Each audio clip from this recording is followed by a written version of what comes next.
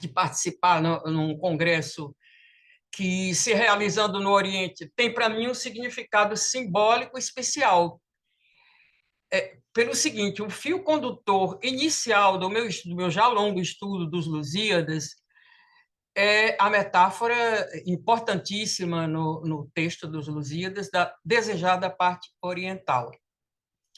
E nada mais justo que um congresso dos 500 anos de nascimento de Camões se realize no Oriente, porque se vamos acreditar, como eu acredito, por experiência própria de leitura do texto, no comentário de Farias Souza e na biografia que ele faz, introdutória aos comentários,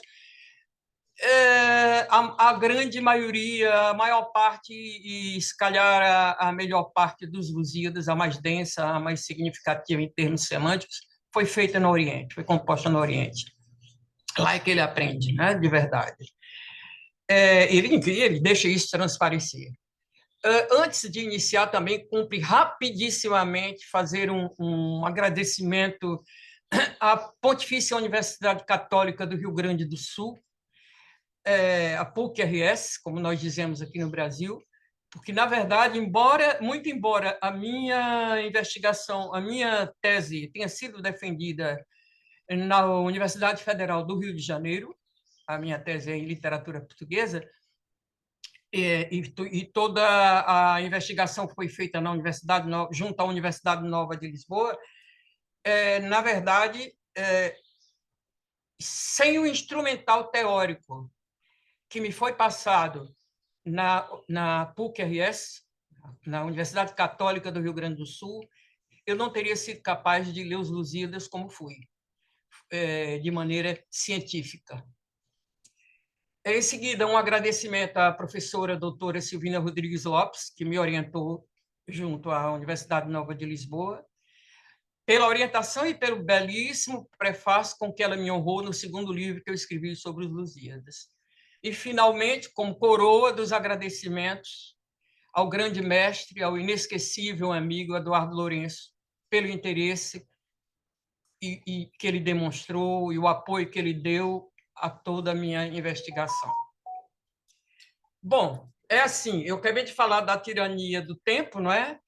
Estamos diante de uma complexidade espantosa, infinita, profunda e vasta, né? Que é o texto dos Lusíadas, e eu tive que realmente fechar o leque, né? O raio, e me centrar naquilo com que eu achava que iria contribuir especificamente para o Congresso, né?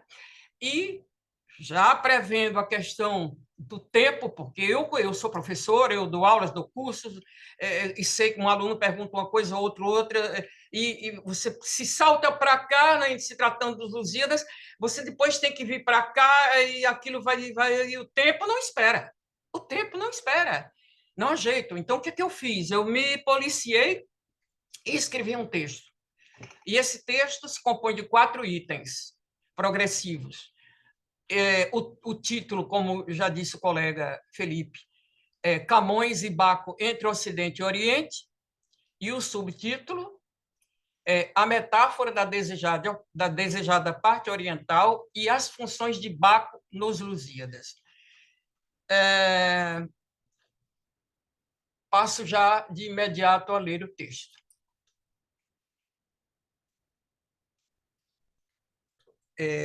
Começo pelo preâmbulo, que é o primeiro item. Só um minuto, porque isso aqui... E ainda mais um outro fator de complicação, digamos, de desafio, que é a questão dessa história da inteligência artificial, da sala virtual, enfim, para nós que não somos jovens é complicado. Mas vamos lá.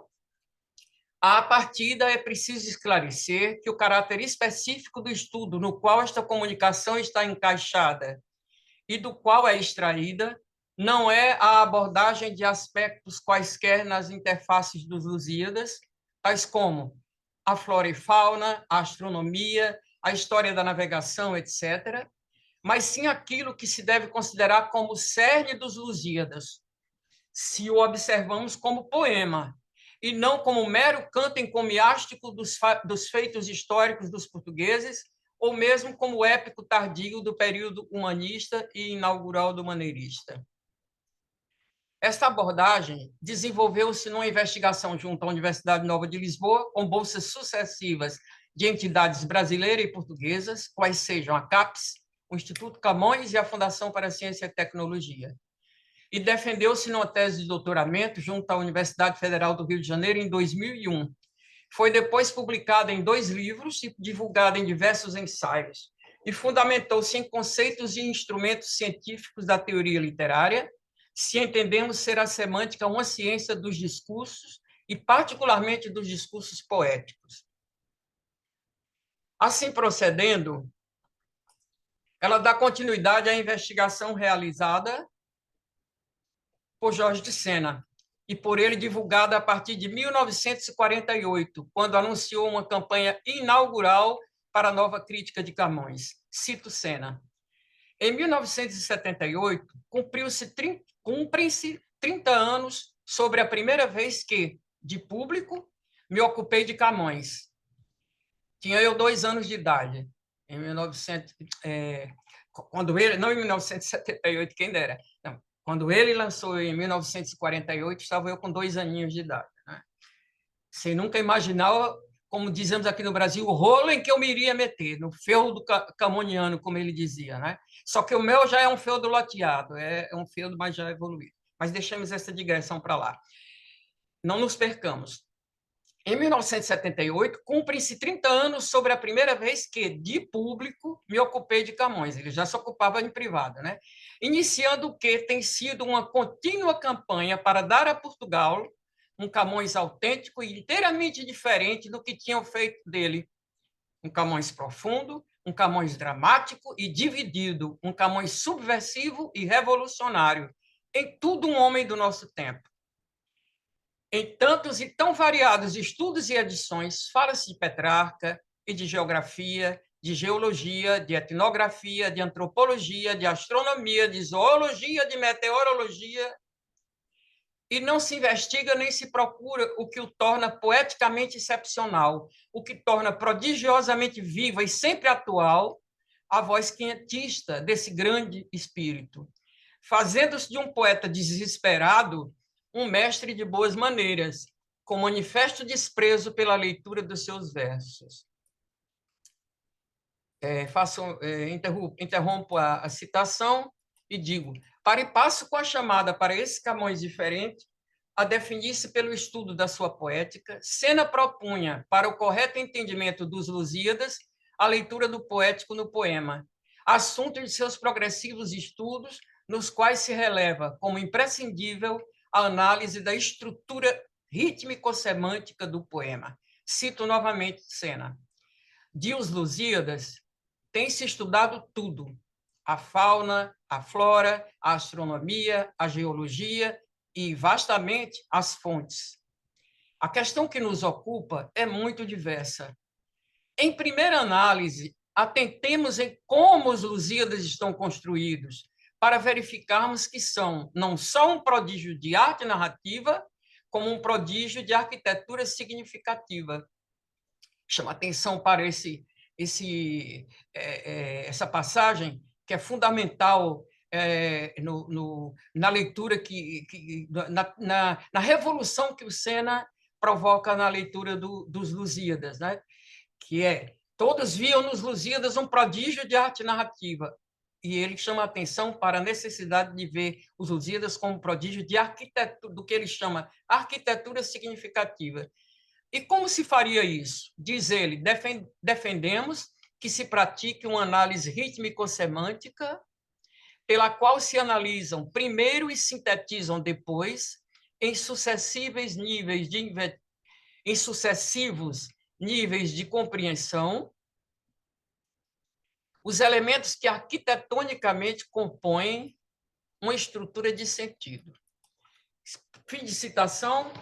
Com essas observações, Sena chamava a atenção para a urgência de se ler o poema não apenas na horizontal narrativa do seu enunciado, mas também na vertical semântica da sua enunciação. Em outras palavras, não se restringindo ao que os Lusíadas diz, mas observando o como diz o que diz, pois é esse como diz que faz dele o poema que é. O meu estudo, partindo desse ponto, ainda antes de ter dele tomado conhecimento, identificou na estrutura dos Lusíadas mais que uma arquitetura, uma combinatória semântica, que se distingue da arquitetura por não ser uma estrutura definida, fixa e sim dinâmica. Um procedimento de composição do poema a partir de um banco de sintagmas, semas, ou seja, de palavras que no plano léxico-sintático são unidades do discurso narrativo e no plano poético são unidades do discurso semântico, os quais se alinham em eixos, que, por sua vez, compõem campos semânticos, ou seja, campos que remetem ao sentido do poema, revelando o porquê, como e para que se compôs os Lusíadas, como uma mensagem. Né? Que mensagem é essa? O que é que ela diz? A quem ela se dirige? Né? Esta é, portanto, uma leitura mais avançada dos Lusíadas, porque não apenas lhe observa o nível superficial da horizontal narrativa, mas lhe penetra a maior profundidade e complexidade em suas sucessivas camadas de sentido, assim compreendendo-o em sua inteireza. Saímos da superfície da epiderme e entramos no corpo do poema, né? Esta introdução de caráter teórico sobre a gênese, a estrutura e semântica dos Lusíadas é indispensável para que não se pense que sejam arbitrárias as observações aqui expostas sobre a presença e as funções de Baco no poema e sobre a relação que há entre tal presença e funções com a dicotomia Ocidente-Oriente e a metáfora da desejada parte oriental, cujos termos foram indicados no título e subtítulo desta comunicação. Numa comunicação breve, seria impossível expor a complexidade dessa combinatória, em que se constituem campos semânticos de opostos complementares. Alto-baixo, claro-escuro, ocidente-oriente, entre outros. Aos que desejarem compreender esta combinatória, mas não puderem ter acesso ao meu estudo completo, publicado em 2 livros, O Canto Molhado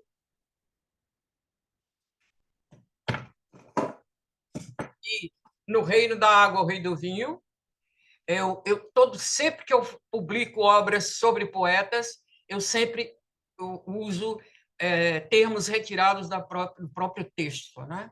Então, o Canto Molhado eu retirei dos Lusíadas e No Reino da Água, o Rei do Vinho, que encerra uma das instâncias do canto sexto, né, dos Lusíadas. Informo que poderão ler especificamente sobre a combinatória como instrumento e método de composição dos Lusíadas no ensaio A Fábrica e a Música dos Lusíadas, publicado na Colóquio Letras, periódico da Fundação Gulbenkian. Passa ao segundo item, a desejada parte oriental.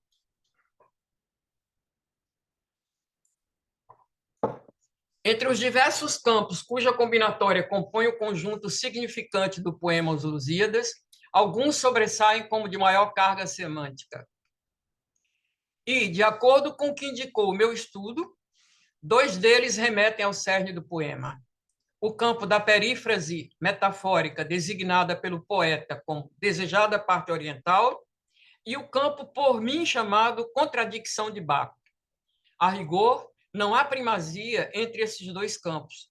Ambos são sincrônicos e complementares, e até certo ponto inseparáveis. Mas, em função do tema que aqui abordamos, tomemos por primeiro o campo da metáfora da desejada parte e por segundo da contradição de Baco, detendo-nos mais no segundo que no primeiro, distinguindo sempre contradição de contradição. Não tem nada a ver com contradição, é outra coisa. Seria a dicção que contraria a dicção, uma contradição. Né? Quando li pela primeira vez sistematicamente os Lusíadas, há mais de 40 anos, sobressaiu-me uma incidência que me sugeriu intrigante estranheza. Acompanhando os episódios em que os barões assinalados, vindos de uma Europa cristã e adjetivados como altos e claros, se confrontavam com adversários antípodas, pagãos qualificados como baixos e escuros, deparei com estes versos da estância 69 do canto quinto. Ora vê, rei, com a manha terra andamos, sem vermos nunca nova nem sinal da desejada parte oriental. E foi esta surpreendente estranheza o fio condutor inicial da minha investigação. Em que sentido seria a parte oriental objeto do desejo dos navegantes?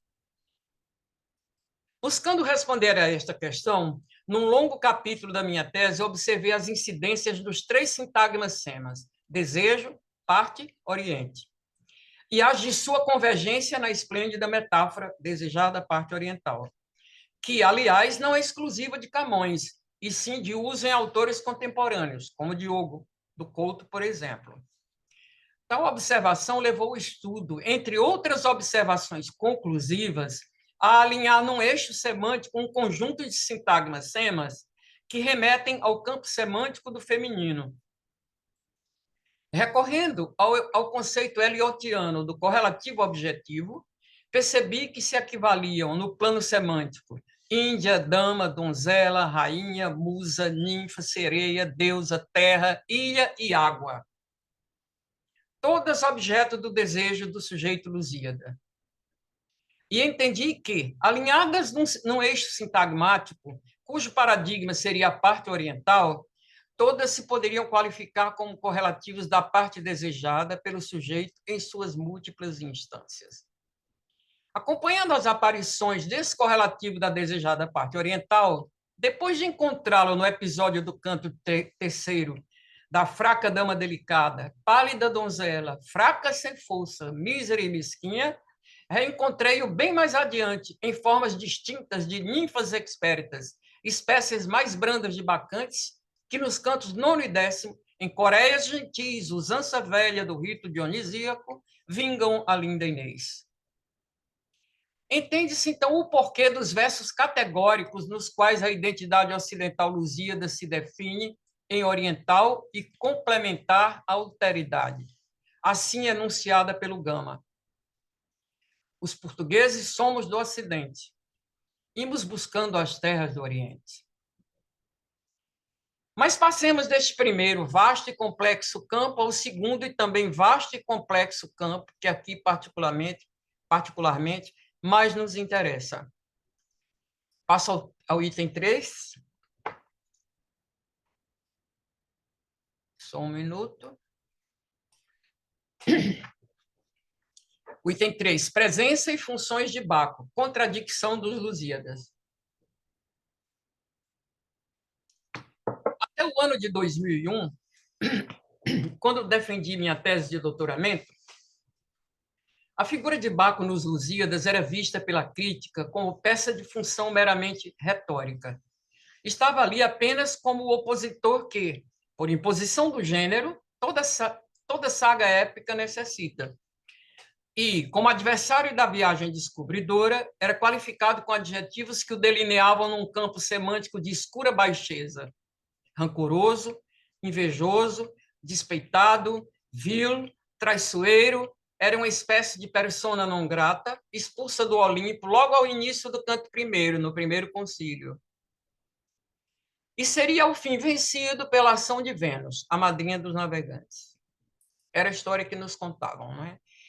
Para que tal leitura se mantivesse, entretanto, relegava-se à sombra entre diversas incidências, múltiplas, numerosas incidências, e densas incidências, a do concílio submarino, em que, no canto sexto, o Deus ganha direito à fala, faz a sua defesa, é ouvido e sai vitorioso.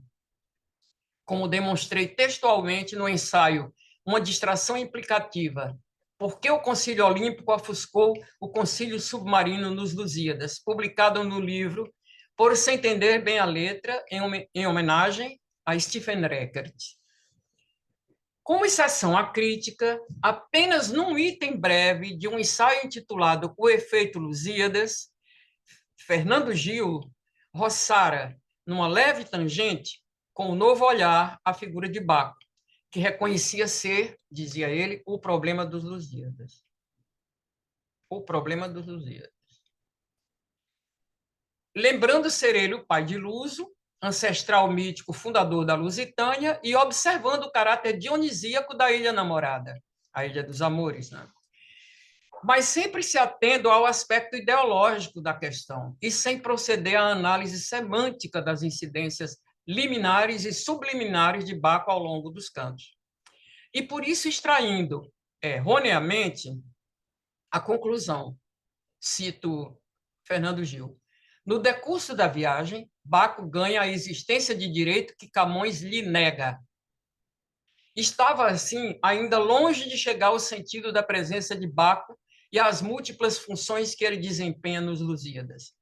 Pois o estudo atento e meticuloso do poema evidencia que, ao contrário do que pensou Fernando Gil, Baco não se manifestou contrariamente à intenção de Camões, mas que o poeta estava consciente do que pretendia obter com a figura de Baco no seu poema monumental.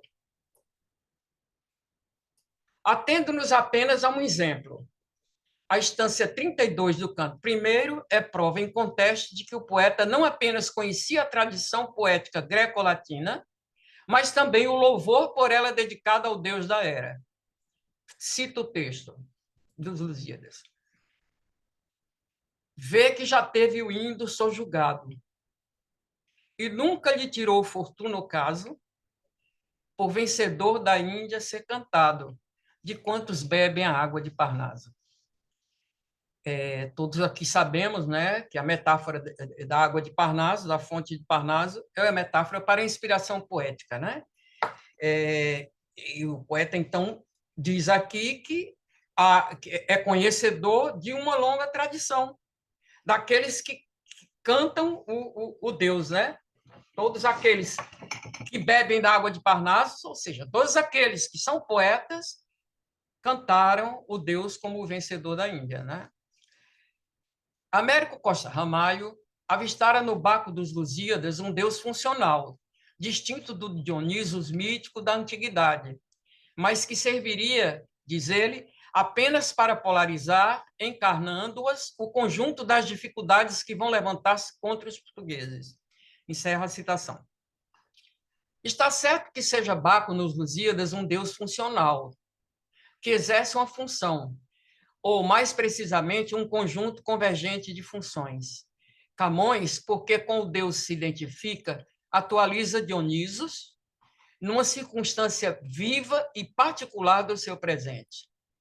É, portanto, com efeito, um Deus funcional.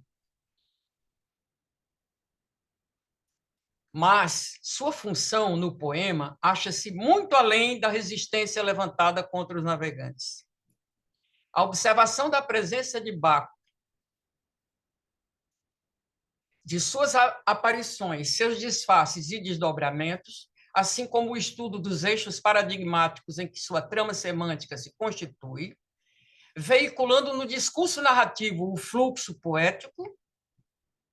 Eu faço só um pequeno parêntese aqui, que me veio agora à mente, já era para eu ter dito, pronto, mas ainda bem que veio agora, quando eu digo a observação da presença de Baco, de suas aparições, seus disfarces e desdobramentos, assim como o estudo dos eixos paradigmáticos, os eixos paradigmáticos, em que sua trama semântica se constitui, veiculando no discurso narrativo o fluxo poético, aqui vem, digamos, aqui está implícita uma noção conceitual fundamental na teoria da Júlia Kristeva, né, do que ela chama de linguagem liminar, linguagem liminar e linguagem discurso liminar e discurso tabular. O discurso liminar sendo aquele da narrativa, o do enunciado, e o tabular das reiterações semânticas, o que não é horizontal, e sim vertical, mas não uma vertical reta, uma vertical que dá saltos, né? Que nos lembra, sem querer, agora também me perder, eu tenho lido ultimamente, eu voltei a ler sobre os físicos da física quântica e me lembro muito dos saltos dos elétrons. Não sei se ainda faz sentido, mas foi uma ideia que me veio recentemente.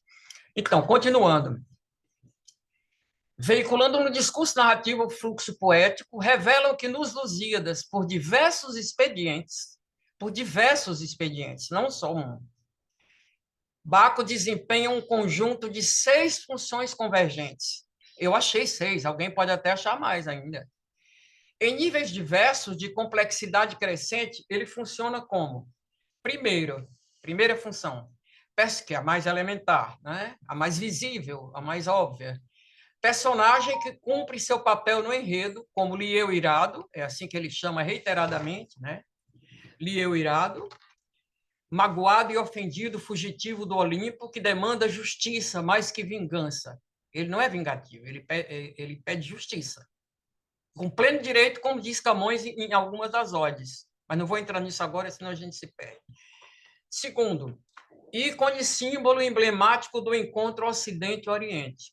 Terceira, persona do poeta, veiculadora da pulsão trágico-lírica subjacente ao intuito épico. Quarta, signo mitopoético de um código partilhado por humanistas e maneiristas, já desde antes pelos humanistas e depois pelos maneiristas, porta-voz de uma heterodoxia filosófica e ideológica de caráter dissidente. Quinta, solista de um coro de vozes que interceptam, interrompem, contraditam o discurso. Há um coro de vozes. Digamos que a solista mor, ele é o regente. Né? O regente é Camões, Baco é o solista, mas a solista mor, a soprano, talvez, não, ela mais contralto do que soprano, seria a ninfa, né? A ninfa já no fim do canto, né? Mais vingo-me, né? Mais vingo-me, sempre mas, muitas alternativas, né?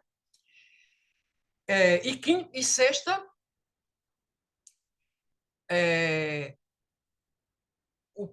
me veio agora à mente só uma coisa também, aquela questão dos excursos com que ele sempre conclui os cantos. Como se ele construísse todo um edifício de louvor encomiástico e no final ele dá uma rasteira para que caia o castelo de cartas com o tom pessimista que vai levando o épico de superfície ao trágico lírico, de profundidade, né? E sexta função, paradigma de um conjunto de eixos constitutivos do campo semântico contradita o propósito épico dos Lusíadas. Porque muita gente viu muito sempre na minha tese, Baco é uma figura tão forte, né, a partir do mito, que onde ele passa, ele sobressai, né? Então, ficou toda a gente, é aquela que fala de Baco. Na verdade, o cerne da minha tese é que o gênero dos Lusíadas aparentemente é épico, mas se nós o tomarmos como um todo, em sua profundidade, é um trágico lírico, que se faz passar como épico, e já veremos por quê. Já estou bem perto de encerrar. Farid Souza já dizia isso de uma maneira, mas não vou me antecipar. A função maior para a qual converge esse conjunto progressivo é a de constituir um campo semântico, o campo da contradição do discurso épico, que se cumpre mediante irrupção da camada semântica subjacente de caráter trágico-lírico, camada mais profunda na qual repousa o sentido do poema Os Lusíadas. E é por isso que a figura de Baco nos Lusíadas não é um mero elemento ilustrativo, ornamental, mas remete ao cerne do poema. Através da figura de Baco, em inúmeras incidências textuais ao longo dos 10 cantos, é que se veicula a dissidência do poeta e se articula o seu discurso dissimulado. É ele, Baco, alter ego de Camões, o solista do coro contraditório, já disse há pouco, o paradigma central do complexo semântico da contradição do discurso épico. Sendo desdobramento do sujeito poético, é máscara do poeta, figuração do seu desejo contrariado. além disto, a efígie é simbólica de um pensamento, de uma atitude filosófica e mesmo político-ideológica, marginalizada, porém resistente. Não foi à toa que Camões foi mandado para a Índia, né? E antes dele, o Garcia Dorta enfim, muita gente boa, né? Como nós dizemos. Atitude que propunha como projeto uma Lusitânia utópica, reflexo dos ideais da cultura antiga, aprendidos nos anos de ouro do Renascimento. Aquilo que o poeta designa por lusitana antiga liberdade. Lusitana antiga, a lusitana antiga liberdade. Esse é o poeta quem diz, não sou eu. A fruição bucólica do velho mundo,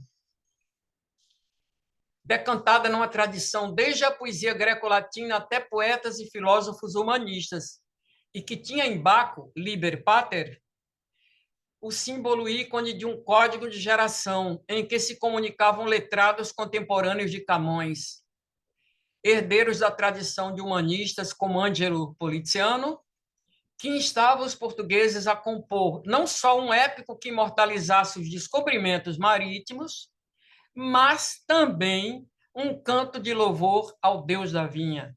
Isso é que ficou na sombra. Muito interessante isso, né?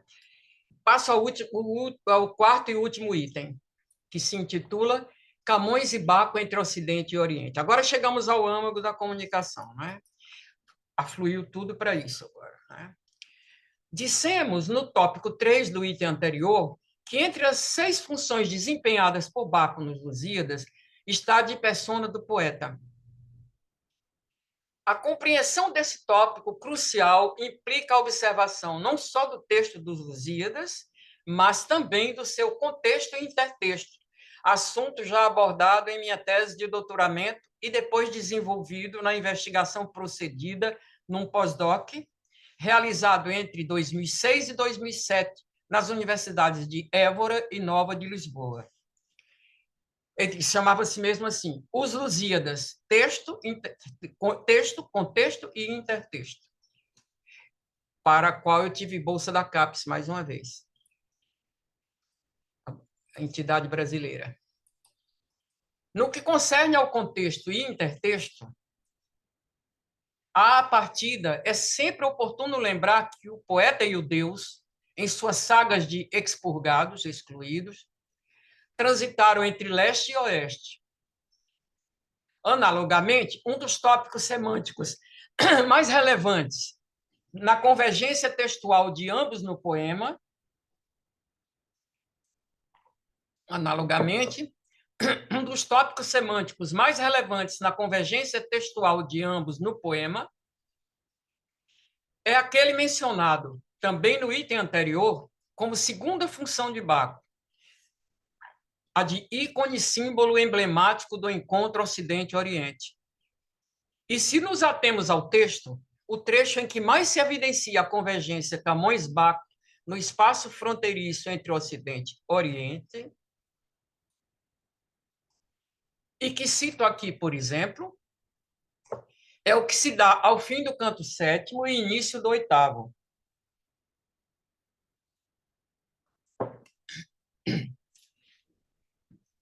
Trata-se do momento crucial na linha horizontal narrativa da viagem e na vertical semântica do poema, em que Paulo da Gama, representando Portugal, é recebido pelo Catualo, que representa a Índia, quando os nautas chegam, enfim, à desejada parte oriental. Na instância 52 do canto 7º, como parte da história da Índia, pintada no Palácio do Samorim, Baco, empunhando ramos de tirso, é apresentado pelo Catualo a Paulo da Gama. É apresentado pelo Catualo a Paulo da Gama como herói fundador. Cito Camões, os Lusíadas.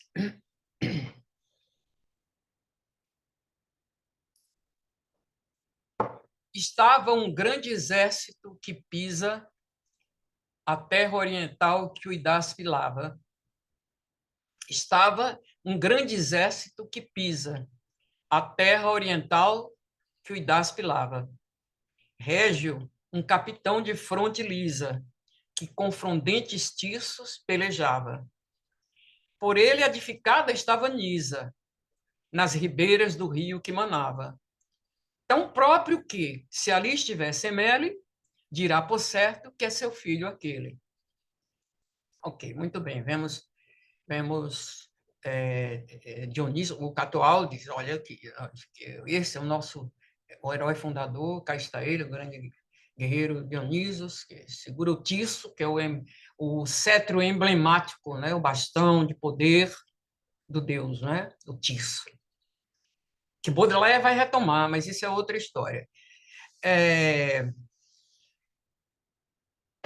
Em contrapartida simétrica, na segunda instância do canto oitavo, ou seja, logo depois dando sequência, porque ele acaba há certos trechos do Lusíadas que são, eu chamo críticos, mas críticos no sentido de densos e significativos, que se tem que observar com muita atenção, com lupa. Um deles é o canto sexto, sem dúvida, e outro é o final do canto sétimo, quando salta numa, entre aspas, uma estranha falha de reticência em que o poeta diz, né? Mas ó cego eu. Bom, mas enfim, não vamos por aí não, senão isso fica para outra fala. O que interessa conclui-se o canto sétimo e logo de imediato no canto oitavo, em contrapartida simétrica, na segunda instância do canto oitavo, o português apresenta ao hindu luso. Agora é a vez de Portugal, não é? O filho de Baco, como herói mítico fundador da Lusitânia. Veja uma simetria, né? O da Índia apresenta Dioniso, eis o nosso herói fundador. E o da Portugal diz, e olha o nosso, que é o filho dele. Dois diplomatas no pleno campo mítico, mitopoético, né? Não se disse nada ainda sobre os Lusíadas. Eu tenho pena de não viver 500 anos mais. Porque é muita coisa, é muita coisa mesmo. E olha que eu tenho 1 trilhão de outras coisas para fazer na vida, sabe? Bom, mas enfim, continuemos. Somos imperfeitos. Como disse o professor, a eternidade, como é? A eternidade é curta, né? A eternidade Bom, eu espero que ela seja longa, porque já basta essa vida ser tão curta e agoniada. Bom, em contrapartida simétrica, na segunda instância do canto oitavo, agora vamos mesmo, o português apresenta o hindu Luso, o filho de Baco, como herói mítico fundador da Lusitânia. E agora vem essa belíssima instância, né? Estas figuras todas que aparecem, bravos em vista e feros nos aspeitos, mais bravos e mais feros se conhecem pela fama, nas obras e nos feitos. Antigos são, mas ainda resplandecem, com nome entre os engenhos mais perfeitos. Este que vês é Luso, donde a fama o nosso reino Lusitânia chama. Às vezes eu fico arrepiada quando eu leio, eu parece que estou vendo Camões aí escrever isso. Assim, essas figuras todas que aparecem, bravos em vista, né? São heróis, feros nos aspectos, né? Mais bravos e mais feros se conhecem pela fama, né? Nas obras e nos feitos, por aquilo que eles fizeram, não é só a aparência, é o que eles fazem, né? As obras. E agora vem um trecho fundamental. Eles são antigos são, mas não deixem eles de lado, porque não os deixem de lado, não deixem eles de lado, é bem brasileiro, né? Não os deixemos de lado, porque eles ainda resplandecem, eles estão vivos, estão brilhando. Com o nome, Lusíadas, com o nome, Luso, entre os engenhos mais perfeitos. Este que vês é Luso, donde a fama, que vem essa eu não sei o professor que iria entender mais aí do que eu sou ignorante nesse assunto, nesse outro assunto, mas se eu não me engano, que essa expressão tem um pouco afrancesada, me parece assim, porque quando ele diz se bem que no caso dele não era afrancesada, eu é que estou estabelecendo essa conexão, não sei de onde, essa associação que é a seguinte: este que vês é Luso, donde a fama, cuja fama, né? De quem a fama, ou cuja fama faz com que o nosso reino se chame Lusitânia. É isso que ele está querendo dizer, né? Donde a fama, o nosso reino Lusitânia chama. Aí agora vem, confirmando tudo, ele vem e diz, ele continua. Na próxima instância, ele diz: bom, mas eu digo aqui, né? Eu interrompi e disse: bravos, feros, antigos, ilustres, os heróis da história Lusíada. E o pai de todos é Luso, cuja ligação com Baco se explicita nas duas instâncias seguintes. Aí diz o poeta: foi filho e companheiro do Tebano, ou seja, de Baco, né? Que tão diversas partes conquistou. Parece vindo ter ao ninho hispano, ou seja, a Península Ibérica, né? Seguindo as armas que contínuo usou do Douro, Guadiana, o Campo Fano, ou seja, não só vem Espanha como Portugal, né? Já dito Elísio, tanto o contentou que ali quis dar aos já cansados ossos eterna sepultura e nome aos nossos. Ele está falando de si próprio, Camões, né? Não vou me adiantar, mais adiante vamos concluir com isso. O ramo que ele vês, pera divisa ou por divisa, né? O verde tiço foi de Baco usado, o qual a nossa idade amostra e avisa que foi seu companheiro e filho amado. Ou seja, não está lá para trás, não. Ele está aqui. Vocês não esqueçam, não, porque eu, Camões, estou aqui dando testemunho desse cetro. Na leitura que eu faço uma leitura aí um bocado simbólica, psicanalista. Eu enveredo por muitos campos. Eu faço muitas associações, mas sempre presa ao texto. Aliás, não vou falar porque ela não falou isso publicamente, e segundo consta em Portugal, nós nunca devemos dizer o que alguém disse em particular. Eu discordo disso, mas vou seguir, pronto. Alguém me disse, não vou dizer o nome, a diferença do seu estudo é que vai ao texto. Então, por que eu lembrei isso? A questão a analogia que eu faço que é a seguinte, vou me permitir só esse pequeno comentário. Camões foi exilado pelo rei, o rei Dom João III, como sabemos, né? 17 anos esteve na Índia, só voltou quando o rei morreu. O Antônio José Saraiva é quem diz isso, não sou eu. É, e o rei tem o seu cetro do poder, mas Baco e Luso têm o seu outro cetro, que é a natureza, é o tiço, é a força da vida. Camões se impunha esse cetro é meu, eu sou um poeta. E sou eu quem vai dar nome aos Lusíadas, não é você, rei. Embora esteja lá todo garboso no pátio da Universidade de Coimbra, muito diferente do que eu imaginei, porque eu sempre imaginei Dom João III um velho muito zangado, aquilino, assim, muito severo. Não, lá ele está assim, parece mais um Pavarotti ou sei lá mais quem.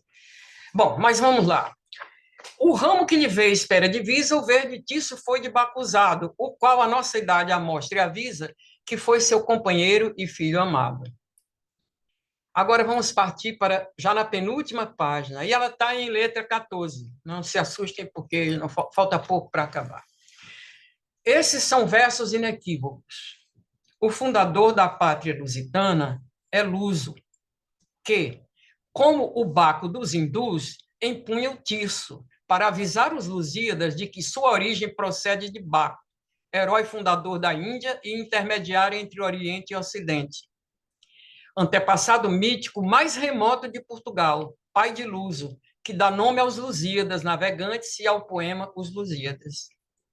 Esse e outros trechos críticos do poema nos induzem a uma vasta trama que remete ao contexto e intertexto dos Lusíadas. A voz da parte oriental, que se manifesta ao longo do poema em diversos episódios, como, por exemplo, o da aparição com intimação imperativa do Ganges no sonho de Dom Manuel, que é outro texto fundamental na semântica, de carga semântica densa nos Lusíadas, né?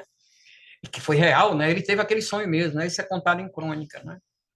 É a mensagem dissidente, cujo destinatário é o rei, como notou o Antônio José Saraiva, e cujos remetentes são os Lusíadas, migrados de Portugal, Ocidente, para a Índia e China, Oriente. O Antônio José Saraiva diz, né, que o Camões, que os Lusíadas é uma espécie, eu não sei se ele usa a expressão sanduíche, mas é uma espécie, é, é, na proposição ele oferece a Dom Sebastião, não é?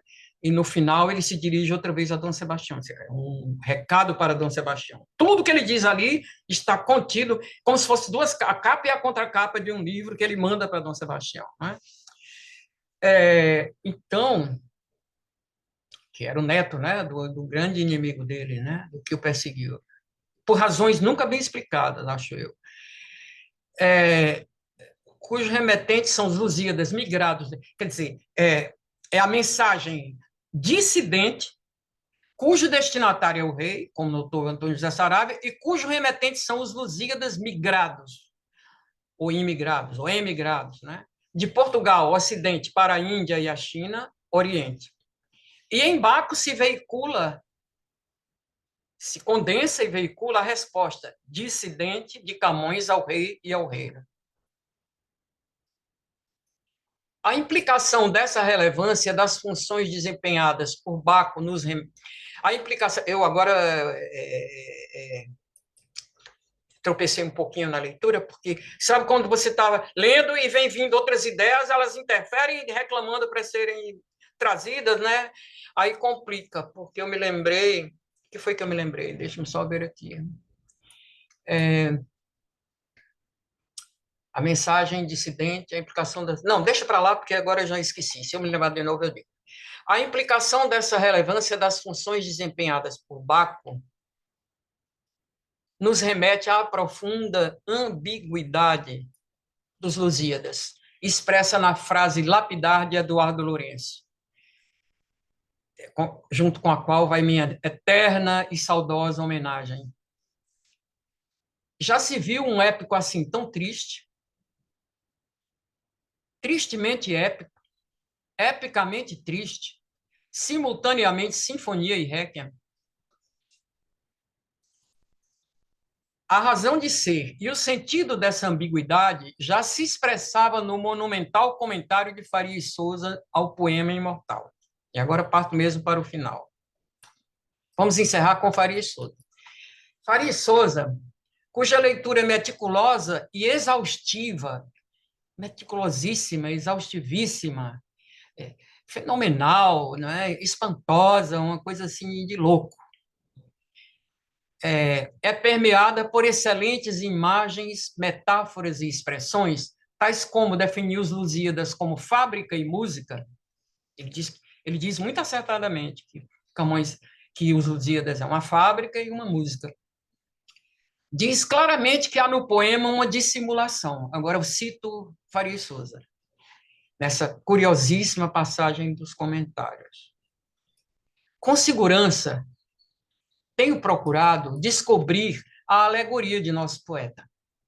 Nenhum atrago que não seja com senhas que o próprio poeta esparziu pelo próprio poema, para advertir-nos de que, dizendo uma coisa, entendia outra. O próprio Camões diz isso num texto que se viu de epígrafe a um dos capítulos da minha tese e dos meus livros, que eu acho fantástico também, que ele escreve na Carta de Ceuta, né? Ele usa a metáfora, né? Comparando a coruja com o pardal, né? Depois, quando encerrar, se houver um minuto, eu leio. Eu sei sempre de cor, mas às vezes, quando a gente está falando, parece que lá, por alguma razão, a coisa vai embora e depois você lembra exatamente depois. Vamos lá. Notando a existência de uma dupla camada, com duplo ensino, ele não diz sentido, ele diz ensino. Camões está ensinando, né? Sentido, digo eu, ele diz ensino. Nos Lusíadas, o polígrafo identificava nessa duplicidade uma dissimulação que em formidável metáfora associava a pílula dourada ao remédio açucarado. Eu lembrei, antes que eu esqueça de novo, é a metáfora da traça no pano. Vamos fazer o seguinte, no final troquemos os nossos WhatsApp e eu mando como meu presente final a cada um de vocês a metáfora, a passagem, o trecho da carta de Seu tem que ele usa a metáfora da traça no pano, que serve para mim como emblemática para uma leitura decifratória dos Lusíadas. Os Lusíadas como um pano roído por uma traça trágico-lírica, que é a dor que ele diz que tem no peito. É uma coisa linda, é fantástico. Bom, notando a existência de uma dupla camada com duplo ensino dos Lusíadas, o polígrafo identificava nessa duplicidade uma dissimulação, que em formidável metáfora associava a pílula dourada ao remédio açucarado. Diz Faria Souza. Agora é a última página. Os Lusíadas seria assim... Não, desculpem, saltei o próprio do Faria Souza. Agora, voltemos ali, peraí. Só um instante, pronto. Diz Faria Souza, porque, como a boa doutrina seca e desnuda é mal recebida pelos humanos, convém, para ser admitida, disfarçá-la com coisas parecidas às deles. Uma doutrina sólida, porém amarga ao paladar humano, não se deve transmitir descoberta. É preciso açucará-la com belas indústrias. E, ordinariamente, às crianças, para levá-las à doutrina que lhes queremos ensinar, a envolvemos em carícias e regalos. E como os grandes homens não escrevem senão para ensinar, e o ensino é difícil de admitir, banham-no com doçuras, para que, acudindo a ele, alguns venham a cair nele. Os Lusíadas como uma armadilha, um bombom açucarado, que quando os homens, que são como crianças, que só querem... Enfim, como é que se chama aquilo? Hedonistas, né? Caí na armadilha dos Lusíadas. Eu caí nela, mas com muito prazer. Os Lusíadas, eu nunca pensei de entrar em... Eu não fui a Camões, Camões veio a mim. E até hoje não me larga. Papel passado, né? Bom, os Lusíadas seria, assim, uma mensagem dissidente enviada de modo dissimulado do Oriente ao Ocidente, como voz da desejada parte oriental, veiculada por Baco e Luso, aquele que, como diz o poema, deu nome aos nossos. E se, como sustentou Faria Souza, Luso é anagrama de Luís, teremos mesmo que reler os Lusíadas numa mais profunda complexidade. A propósito, é sempre oportuno lembrar que o título do poema de início não era Os Lusíadas, mas simplesmente Lusíadas, havendo quem o chamasse As Lusíadas. Ou seja, as instâncias que cantavam Luso e seus descendentes todos de Baco. Assim como havia as dionisíacas de Nono de Panópolis, né? Ao longo dos séculos, e ainda até o presente, vou encerrar agora nesse parágrafo. Ao longo dos séculos, e ainda até o presente, atendo-se à epiderme superficial da narrativa, degustou-se a doçura, sem se chegar ao remédio. Lendo-se o poema como canto encomiástico dos feitos históricos dos portugueses, e relegando-se à sombra a imensidão semântica de um poema colossal. No presente, celebrando-se os 500 anos de nascimento do poeta, ainda que continuem oportunas as abordagens de aspectos diversos, do botânico ao histórico, do filológico ao astronômico, e sempre repisando-se a urgência de tornar Camões compreensível aos discentes dos ensino médio ou universitário, ressalta o silêncio quanto a outra urgência, que teria por alvo não discentes, mas sim docentes. A urgência de, como já proclamava Jorge de Sena em 1948, lerem os camonistas os Lusíadas enquanto poema, passível de compreensão mediante sua análise semântica, usando-se os instrumentos e procedimentos científicos da poética. Tarefa que, aliás, há 23 anos foi cumprida por esta que aqui fala. E não mais, musa, não mais. Muito obrigada por me ouvirem.